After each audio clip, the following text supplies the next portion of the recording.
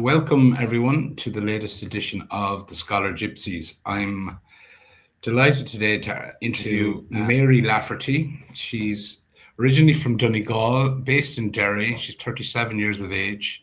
And the reason we're having this conversation is to do with cancer, vaccines, possible links, and the experiences Mary's suffered over the last number of years.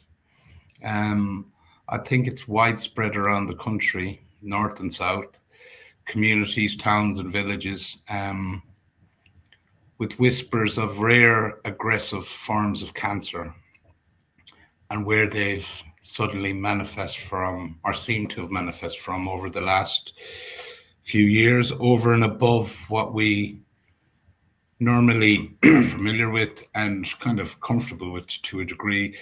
But there seems to be something different going on in the country over the last couple of years in particular. And Mary's case is very much meets that criteria of strange, aggressive form of cancer. It is sarcoma, and it is tied into developing in muscle tissue, bones, ligaments, that kind of area, and usually presents with lumps that are quite visible. And Mary's going to take us through her story on that today. So Mary, welcome. Thanks very much for doing this with me. Thank you. It's a pleasure. Yeah.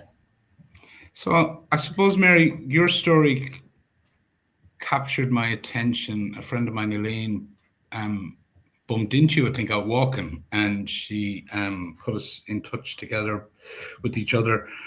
But what struck me about your story, having spoken to you, is how it covers almost the entire last 5 or 6 years. You worked as a healthcare assistant in the healthcare system. You saw all of the COVID policies that were introduced in nursing homes and stuff like that. I believe you worked with geriatric patients, right on through to the vaccination programs and then on to your own cancer. Why don't we start when you discovered you had a problem or thought you might have a problem with regard to the lump that presented on your leg? So I was an athlete and I was doing kettlebells, swimming, running, cycling. And when I was swimming one day, I felt my muscle twinge, very funny. And I limped home and I didn't know what it was.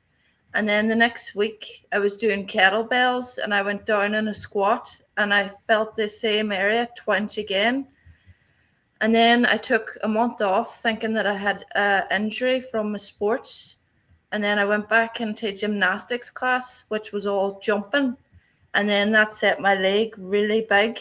So I thought it was a muscle knot or inflammation. And I went to a physio and I says to the physio, could he massage out the muscle knot? And he massaged my quadricep. And he says there was nothing wrong with my quadricep, but there was something underneath it. And he told me to come back in 2 weeks to measure it to see if it got bigger or smaller. But I decided to go straight to A&E, and A&E within the first hour, I seen that there was a lump. They pulled out like a wee X-ray, and then it was like a wee triangle. And then I was forwarded on then for a red flag MRI, and that red flag took 3.5 weeks, and that's the time that I became disabled, was the wait for the MRI. So just a little bit of the red flag. This system is, I guess, in Northern Ireland. So you're talking about. So what's supposed to happen with a red flag? An immediate MRI? Yes. So he says your leg's a mess. I'm going to put it down for a red flag. He said I was going to get seen that day, but I was told then not just go home and wait for the letter. And the letter took 3.5 weeks and it was flagged as a red flag. And that should be seen within 2 weeks. A red flag is someone who has shown something like cancer or something very dangerous, and there's a timeline that they have to get the MRI, and I was a week and a half over that, and that's the time that I became disabled. And I stopped going to work during that time too. I was going to work, and then while I was waiting for the red flag MRI, it was just getting harder to get out of bed, and I had to quit work. And what was the result of that MRI then when you did have it? So when I had the MRI, then I got a call an hour after saying that there was a tumour in my leg, and they didn't know if it was benign or cancerous. They says that they didn't know what it was, and that I would need to be forwarded on then for a test of it. What do you call it? No, not an autopsy. Biopsy. Biopsy. So I had a long wait for that MRI, and when it finally came, I got a call an hour after saying that, yeah, there is something to be worried about here. And how long then till you had the biopsy and that they were able to confirm what you had was sarcoma? I think it was about 2 weeks till I had the biopsy. And then whenever the biopsy came, I was in so much pain, and I wasn't given any pain medication while I was waiting for the MRI, and the pain had become, it was 2 weeks before the test of it. I was finally put on things like, I was put on morphine, and then I had a 2-week wait while I was on morphine for that biopsy. And when I finally got to the biopsy, I was so sore and the morphine wasn't working. I asked to be admitted into hospital after the biopsy under pain management, because the morphine I was given wasn't working, and I didn't like dealing with it at all. And then I was put into hospital for, I think, 2 weeks leading up to Christmas, and they kept coming in saying your biopsy is not back yet. So the hospital took over my pain management. So you said Christmas. What year are we talking about here? So it was December 2024. I was in hospital under pain management, and I got out, I think it was the week before Christmas. And then I found out around that time then that I was told it was spindle cell sarcoma, and it was stage 2. But as time went on, I was told then, no, it's stage 3 and it's myofibrosarcoma. So there was a misdiagnosis at the start for the first couple of weeks after the results came. So pretty much you were at stage 3 of this form of cancer when you originally found out about it. What were the medical professionals saying to you at that point? Did they consider it life-threatening, or what? How were they viewing it, and how were they communicating to you? So the tumour was that big that they decided to do surgery first. Usually you have chemo and radiotherapy first to try and shrink it, and then they go in with surgery. But for me, because it was so big, they done surgery first. And they says depending on how the surgery would go, would depend on whether I needed chemo or radiotherapy after. So I had my surgery, and they removed, before the surgery, they says we're going to remove most of your quadricep, top of your femur, and the ball of your hip. When I woke up after surgery, they says we had to remove the full quadricep because the tumour just kept growing from what they knew. So I was hoping that I'd be left with some quadricep left over, but I woke up and all my quadricep was gone, and the margin was close. So because the margin was close, I then had to get 3 months of chemotherapy and 6 weeks of radiotherapy just to kill any cells that was left over. But I'm very lucky that it stayed in the one spot. My leg was so big, it was huge. It was about 4 times the size of my other leg. And I'm so glad that all the cells stayed in the thigh and wrapped itself around my hip, but it didn't go to the lungs or it didn't go anywhere else. So just to give us some idea, I mean, the size of it when they remove the tumor. What kind of size are we talking about here? Or do you know? 50 centimeters. So it's from the full kneecap to the hip, and then it was blew out. And see, before the surgery, my leg was so static, and if I had to stretch the tiniest bit of skin, it would flare in pain. And I had sciatica too, as well, because of the way that everything was. So I had to stay still.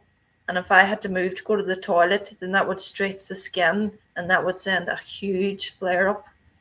It was absolutely, I've never, and I didn't think it was cancer. Even my brother told me it's not cancer. He says, who gets cancer in the leg? So it was such a shock to find out that this big, huge swelling was massive. Yeah. And you have your own views on what caused it, do you? Well, sarcoma is something happened, the DNA, and they don't know what. They can't find out how the DNA malfunctioned. And 2 years prior to having my leg swell, I got a COVID vaccine. And inside the COVID vaccine, there's something called mRNA. mRNA goes into your DNA and tells your DNA how to function or how to fight off the COVID. So my cancer is a malfunction of the DNA, and I had a vaccine that goes in and tells the DNA how to function. So it's my opinion, but I can't believe that I had cancer, like it's in the rarest type.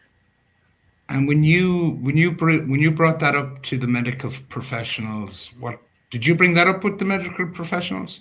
I brought it up with my sarcoma nurse specialist and my oncologist, and I was told it's not true. But I says it's my belief, and it's my belief that happened. I don't believe that I should have got cancer if I hadn't had that vaccine. And I asked everybody in the chemo ward, did they have their vaccine?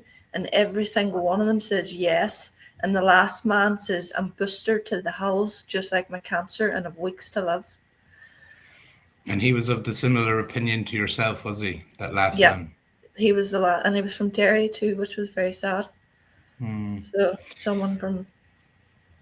And what was when you were getting the chemotherapy and Radiotherapy,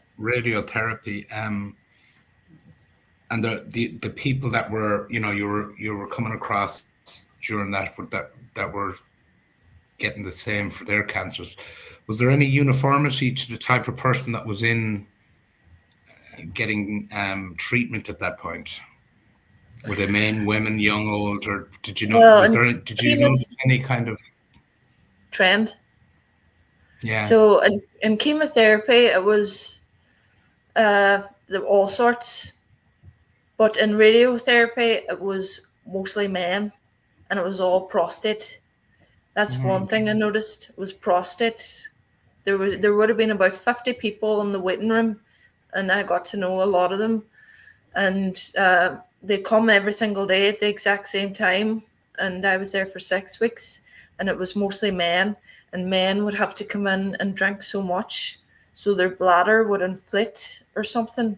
So I noticed them all, they were always talking about that, how their bladder's too much or their bladder's too not enough. They had to get the exact right amount of water in their bladder for them to do the radiotherapy on that area. But that was such a shock. Prostate, for some reason I thought it would have been like breast cancer or something. So prostate was the most common one you saw anyway. The most common one. So I'm very curious, like how the health service. I assume you were going through the public health service in Northern Ireland. Yeah, I was in, because my cancer was so rare, I had to go to Belfast for the surgery, chemotherapy, and every day for 6 weeks for the radiotherapy. It's such a specialised cancer that I had to go that far. And were they just offhandedly treating your concerns about this being linked, potentially being linked to the vaccine? Was it an offhand thing, or were they, dismissive? How did you feel Well, they I treated still your concerns? respect. I respect the person that says she's still my sarcoma nurse. She'll always be my sarcoma nurse. But it was kind of a dismissal in the way that, but she's in healthcare and she's been told all this stuff about COVID and how important the vaccines is, that I just think it was my opinion and not hers, that whatever. But to me, it's just the DNA. mRNA went into my DNA and told my DNA it malfunctioned. Mm-hmm. And do you feel this is important that more people talk about this, especially people, that have mRNA. concerns? Yeah, mRNA is now in cancer vaccines. It's in weight loss vaccines. It's in the COVID vaccine. Which COVID vaccine did you take? Or can you remember? Pfizer. Pfizer. And maybe take us back a little, Mary, if you can, to the period of time prior to you getting vaccinated, and why you decided to get vaccinated, and what you were doing and working and kind of operating in the world. So I was in lockdown, and after lockdown, I decided to move to Derry, and I wanted to go into healthcare. And at first, I joined a private care home, and this was at the real intense stage, the PCR tests, management sending out emails about the importance of PCR tests. And so I was working in a private care home, and in this private care home, I would deal with dementia people, and you'd have to explain to them about why their family members is not coming in, and you'd have to reassure them a lot because they would forget normally after you've told them. So I remember telling one dementia person that he says, "Why did my family abandon me? I got them on their feet, and now they've just deserted me and they've left me in this care home." And I says to him, "They've not deserted you. It's just there's a bug going on outside is why they're." You video calls with them every day. And then I remember him saying, "Really?" He was so happy to know that his family didn't disown him. And then I did see a woman too as well. I was walking up and down the corridor with her, and I remember her holding her teddy bear, and she had a lot of energy pacing up and down the corridor, and I was assisting her. And then 2 days later, I came back and I was like, "Where is she?" And they says, "Oh, she died."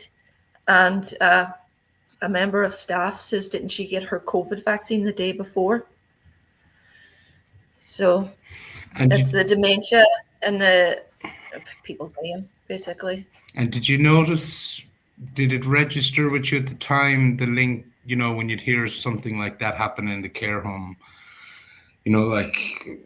somebody dying and, having gotten vaccinated a day or two previously? Was that an isolated case in your experience? Yeah, well, my friend was telling me that he told me not to get the vaccine. And then I says, "I don't have a choice. I work in healthcare and I'm brand new to this care home. So I don't really want to say I'm not getting it." The manager came in and says, "Is Mary Lafferty here?" And someone said, "Over there." And then she says, "Mary, did you get your vaccine?" And I said, "Not yet."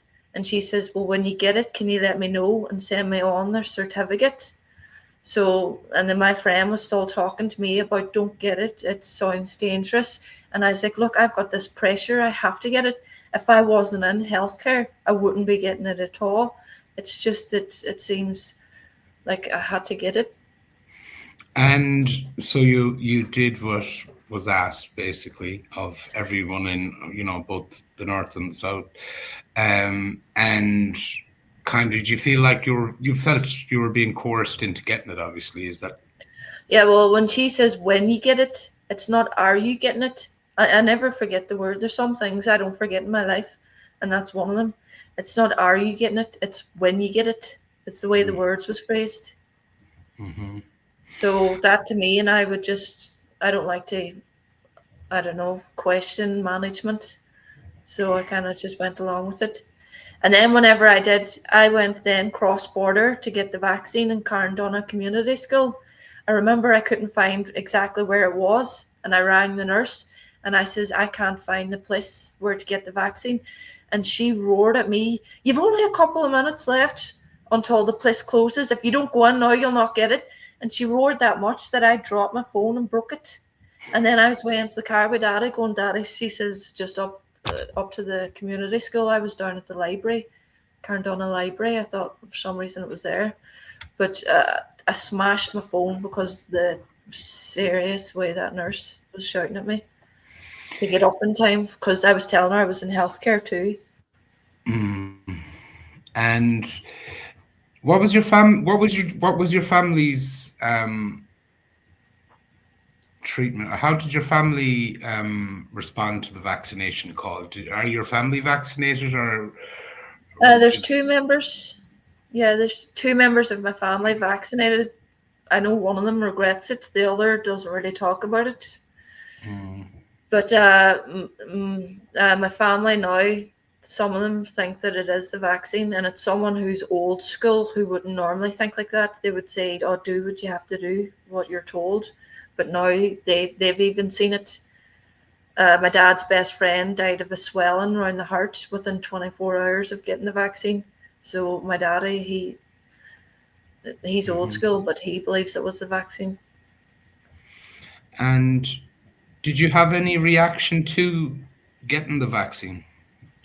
Yeah, so when I did get the vaccine, I went home and I was so depressed. I just knew I'd done something that I didn't want to do, and I felt burning down my lower abdomen. And to me, it was, I don't know what it was, but I was thinking in my head, is that my ovaries?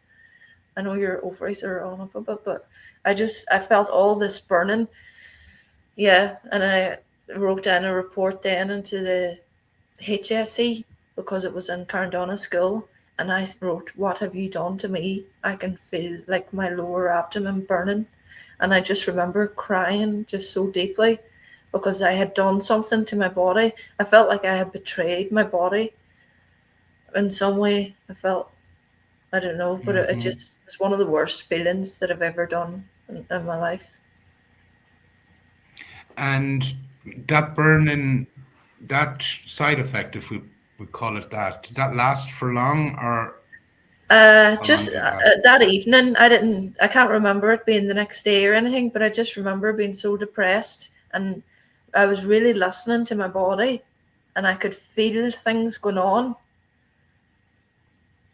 and I had just had a burning sensation for probably a couple of hours of the day of the vaccine, but I didn't have any from the second vaccine. Didn't have any side effects from the second, just the first. And I remember when I went. Sorry, keep going. I remember when I was getting my vaccine, I says to the woman that was giving it, I says, there's a lot of people out there that's saying that this is dangerous. And the words that she used, she was coming with the vaccine. She says, don't listen to them, they're conspiracists. And then she put the vaccine straight in my arm. She was telling me, don't listen to them. Yeah, there was a lot of that at the time. Was she telling you about the potential side effects to look out for when you got the vaccination? No, she was doing the vaccine. And I can't remember much other. The only thing I remember is her saying, don't listen to them, they're conspiracy theorists. That's the only thing I remember from it. So that basically was at some point in the summer of 21 you got vaccinated? Yeah, probably May 2020. Was it? What did it? I don't know. No, it would have been 21 because there was no vaccine till the end of. Oh, we were in the lockdown still. Yeah, well, it was shortly after the lockdowns. I had joined the private care home, and then Mm-hmm. it would have been a few weeks or something. I would have got vaccinated then. Okay, so it's about 2 years between the vaccination and The cancer. and the cancer manifesting on your or Yeah, presenting hang on on, your. 2 years. It was yeah. I did. How's this all affected? Like, how have you managed to psychologically deal with all of this? Because Well, yeah, my life has been ripped apart. I used to be an athlete. I used to live in a 3-story house, and I used to be a healthcare assistant. Well, I can't live in that house anymore because I've no quadricep. It's not suitable, and I've lost my job. I used to care for a 96-year-old, a 92-year-old, and a 102-year-old, and they were my best friends. And I lost them during my cancer treatment. I love older people, and not being able to go back to that job was sad. And then I can't cycle, I can't run. So I'm just now trying to figure out what fitness I can do and things that I can do, and then hopefully in time I can get back to work again and back to some competitive spirit. But the chemotherapy was, I would say, I had the rarest side effects of chemotherapy. Whenever they were giving me the chemo, I could hear people talking that wasn't there from day one. There were strange things that happened with the chemotherapy. I thought the nurses were talking bad about me behind my back, and I thought the patients was talking about me during the night.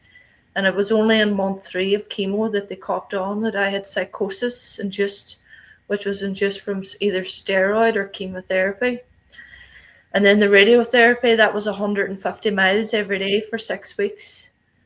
And then I remember just being so excited to finish my cancer treatment. But then it takes a while then to figure out, because I have to build my life back up again.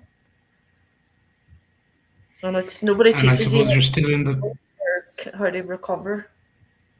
It's up to you. and you absolutely well, this is the problem, isn't it? As far as the health service is concerned, they're finished with you and your treatment, so you're kind of left to your, you had this life 9 months ago, and now all of a sudden you don't have it.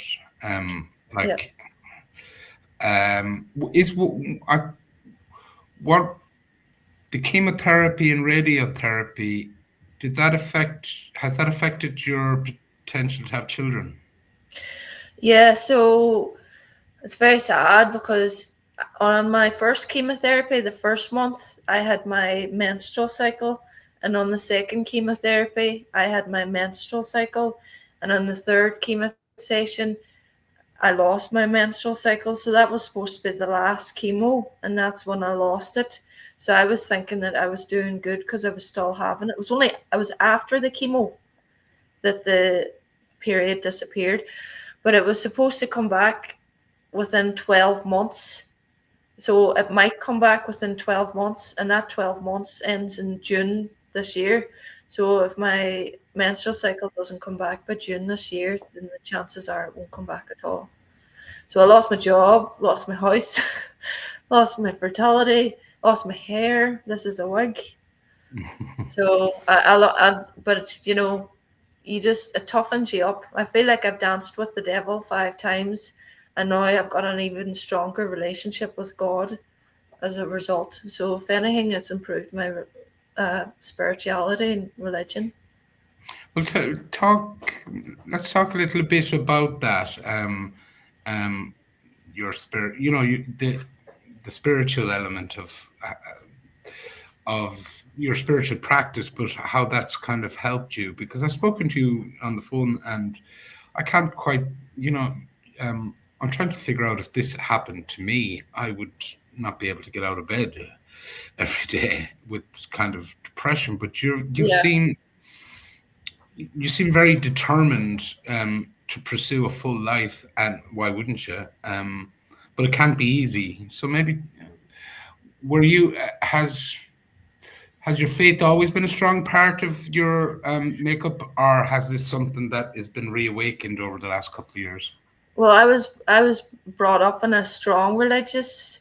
My mother was a healer. She was friends with a priest in Terminbaka, and my mom used to pray with sick people. And my dad was a Eucharist minister, so he used to give out Holy Communion, and we had to have Bible study every Monday night, and we'd have mass in the house once a year. So I had, even as a young child, I have very strong religious. But then something happened when I turned 20, up until the cancer, that I always hoped God was true. Like I wasn't as going to mass like I should have been when I was younger. But cancer made me come back to God, because I remember after my surgery, I prayed. I had constipation before it, and I was in agony, absolute agony. The worst agony I've ever been in was constipation. And I remember after surgery, I hadn't gone to the toilet in 7 days. And I remember saying to God, please, if you can listen to me at any point, just please let this time be the time that you listen to me. Please make my constipation not sore. And it was so easy. And I was like, wow, I didn't have constipation. Usually I'd be sweating from head to toe, but this was so easy after I prayed. So that was the end of the surgery. And then I went on to chemotherapy, and my dad took me to Terminbaka, and he says, give that priest £20 and ask him for a blessing of the sick. So I went in and got the blessing of the sick. And I went in for the blessing of the sick. And then I started my chemotherapy. And then my oncologist told me that you don't have to do the full session of chemotherapy. You only have to do, I think I was supposed to do 4 months, but I did 3. So there was a month cut off. And I put that down to the blessing of the sick. So I had a blessing of the sick, and then I went into chemotherapy, and I was told you don't have to do that full course that you were told. So, and then I was like, Sister Claire Crockett, it is actually very emotional when I think about it. But see how my cancer treatment ended. It was very hard, and just how much I really appreciate like God and Sister Claire Crockett. Clear my throat. Okay. Breaking a bit. Mm-hmm. But yeah, and now going forward, God's number one. I even told the surgeon, you didn't save my leg. God came through you. I really do believe it. And then I pray to God just for my competitive spirit to still be in place, and to be assertive, and to still be kind and humble and stuff. So I don't think about a week away. I just think about, you just think about small bits. Mm-hmm. And then just trying to regain my future again. So since you finished the courses of radiotherapy and chemotherapy, did you get an all clear from the cancer? Well, I was told they seen small nodules in my lungs, and they says that might not be anything to worry about. And then they had another scan of the lungs, and they says they're still the same size. So it seems to be those nodules are staying the way they are. But I will have continued on seeing my oncologist and my surgeons, and they will keep an eye on my lungs. But they says if it does come back, it will be in my lungs. And how do you feel now in terms of the cancer element? Do you feel that is it something that's in the back of your head all the time, or is it something you're able to let go of? I don't know if I could go through chemotherapy again. A lot of people tell me you have to, in order to get the good, you have to take the bad. But for me, chemotherapy, just between the psychosis and the loss of fertility and the loss of hair, and just how it made me feel, it made my brain feel wild bad. But life is short. That's just the way I look at it. No matter what, everyone's life is short. So you just got to make the most of, embrace just the small things like peace, love, gratitude, just talking to people. It's honed me into the important things. So I just look at it, everything's rich, I find. So Yeah. I love going to the fall arena and going meeting people and talking and swimming and learning to swim and going into the gym. Like that to me is a rich life. Just being with people who's trying to improve their life and being social. And in terms of, you obviously you obviously loved your job, the healthcare I element was good at it. Yeah, I was good at it because I loved old people. I hated leaving them. So is that something you would hope to, I don't know, is that something that you would be able to pursue in the future, or what does the future look for Mary Lafferty in terms of kind of work outlook, how or what career outlook? Is that something you'd hope to get back to? yeah, well, right now I'm figuring out what I can do and improving on that, getting strong. And I can't work at the minute because of my hip. It's nothing to do with the quadricep, it's the ball of the hip that's the annoying part. So I can't go into a job in case I'm put under pressure that I can't handle. I can't sit down too long and I can't stand up too long. So there's a balance. So I think if I was to go back, I'll have to go back as my own boss at my own business. And, mental health is a wild big thing. I think a lot of people suffer with mental health. So if I can try and it really pains me to think of older people alone in their house with no support. So if I can create some kind of group over the next couple of years, whether it be podcast or anything at all, that just try and get people to talk, because I do like to talk and I like to socialize. So Was mental health counseling part of your cancer treatment? well, I was referred on at the end of my cancer treatment for mental health with the Slievemore recovery team. And I do meet up with doctors every now and then just to talk because of the psychosis that went on with the chemotherapy. So it was a hell. It was a journey through hell, and I just kept, every time I tried to exit hell, I was just lost. It was like a maze in hell. But yeah, so hopefully that is short term. That mental health care team that I've got. Yeah. And do you feel you're still exiting hell, or do you feel like you've come out the other side? I believe that I've come out the other side, and I can't believe that I'm out the other side. And it's just learning to appreciate the small things and just socializing with people. I love that. It's my main priority right now, is just talking to people, and you meet all walks of life in the fall arena. I've met loads of people over there with cancer. What's the Foyle Arena? The Foyle Arena is a sports complex in Derry. I go between the Foyle Arena and Templemore. And just everybody's so friendly. All the Derry people is wild friendly. So how do you, because I know you were into mixed martial arts, you were into, gym work. How do you work out now? Or how's that been affected? Well, I was on and off with Brazilian Jiu-Jitsu, but now that's off. My surgeon told me, I think it's important that you want to get back to Brazilian Jiu-Jitsu. But from my point of view, if I was lying in the ground in Brazilian Jiu-Jitsu and 100 kg fella put his foot on my femur, because I have no quadricep, he'd be putting his foot on my femur, is it worth the risk?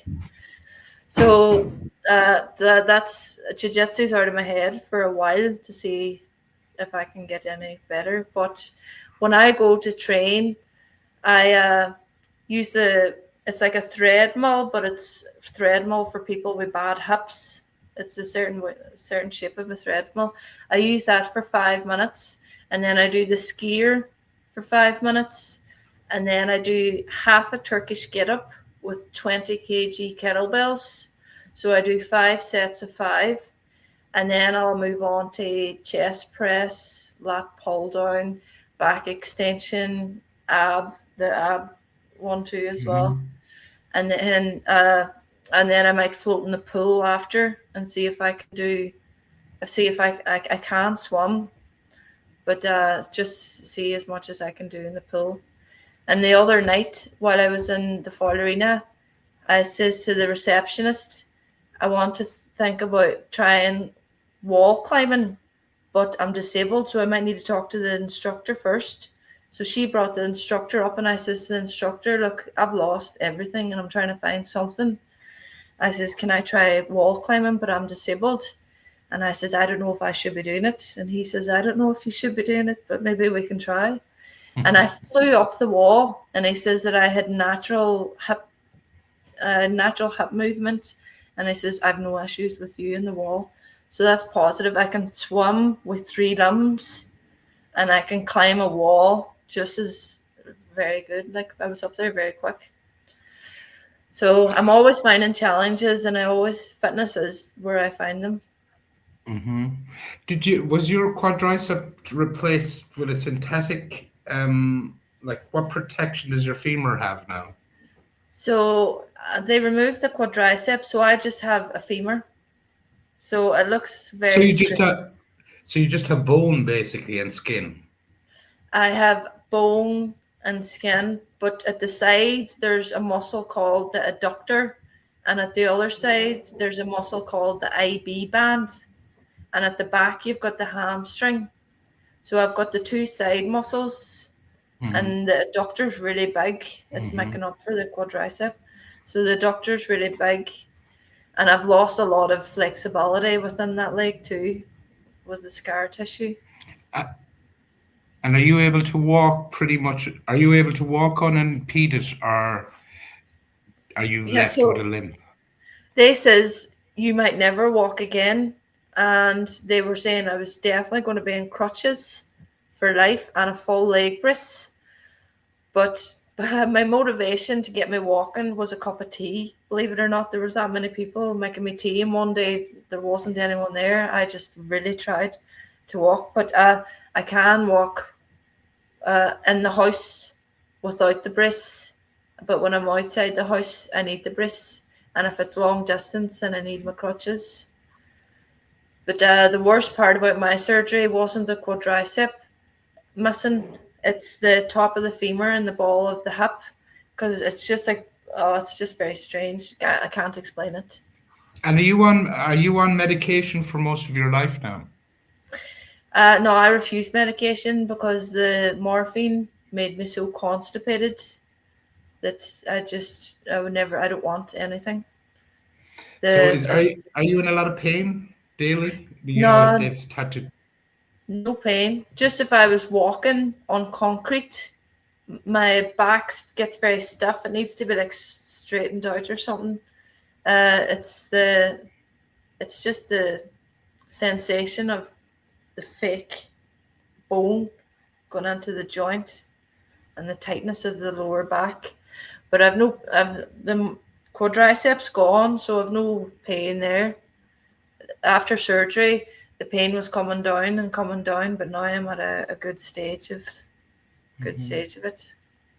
When you're telling when you meet people like in the gym or somewhere like that, and describe kind of the cancer element of the cancer, are they shocked? Does it make them question the vaccination program? Like, do you feel like you have to keep that to yourself, that feeling to yourself that it was?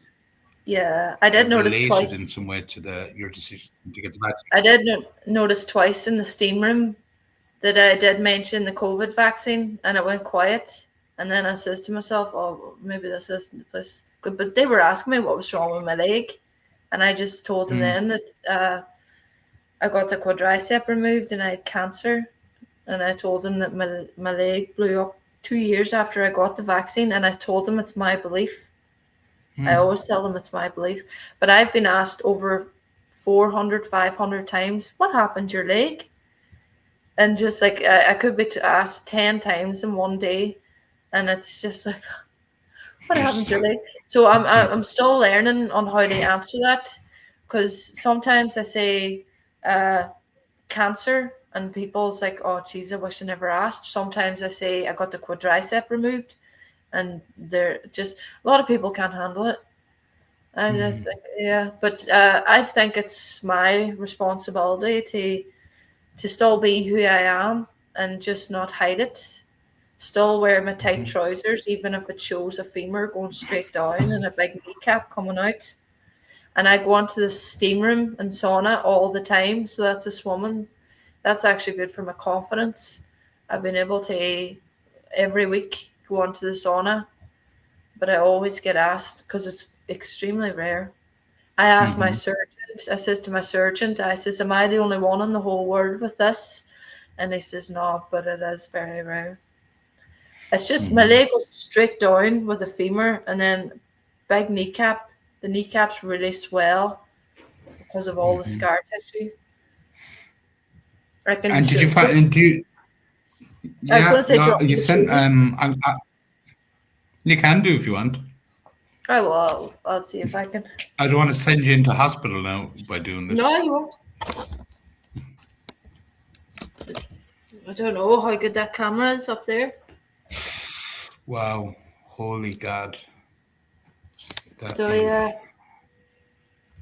And then I've got the other leg then. Oh, yeah, the other leg. So it's basically I've got a big leg and a wee leg. But you know, and say that again. I'm just grateful that everything that they thought I wouldn't walk, I can walk. I can. I'm swimming with 3 limbs. My body's been tired, but now it's starting to get very strong with the kettlebells and swimming. Do you feel that your kind of dedication to fitness most of your life, or it certainly sounds like most of your adult life, has helped in this whole process? Yeah, they would have amputated my leg if I hadn't did sports. He says the only reason why we're saving your leg is because your knee, your ankle, and your hip is so strong. So my sport has, because I've got such strong joints, it's just made for a better recovery. And that's why I would encourage everybody into fitness, is that if anything ever happens to you, you've got the best chance of recovery. It's great advice. Yeah. Mary, is there anything else that we haven't covered that you'd like to talk about? I suppose society is not really geared up for trauma, cancer, disability, and there's no place that you can go. You're kind of left to your own devices. Thankfully, I've got the motivation, but not everybody has the motivation or the courage to try again and get out there. So maybe that's my spot. In a few years' time, I'll try and build something to help people in that situation. But no, I don't like how there's this people work, and that's just what you're supposed to do. And if you're not working, then you're just left in the grey. And that's just the sad fact about it, is that I've had to figure that out. But thank God I come from sports since I was 5 years of age, is that I'm too competitive to give up, because it's my life. I'm the main character of my movie. So absolutely true. Yeah. Mary, I'd just like to thank you for taking the time to do this interview with me, and it's an inspiration really to hear you talk about what you've been through, how you've processed it, and I just want to wish you the very best in the future. Thank you. And I think we might leave it at that for the moment, and who knows, we might come back someday to check in with you again. But I just want to say thanks very much. Thank you for having me, Jerry. No problem. I'm just gonna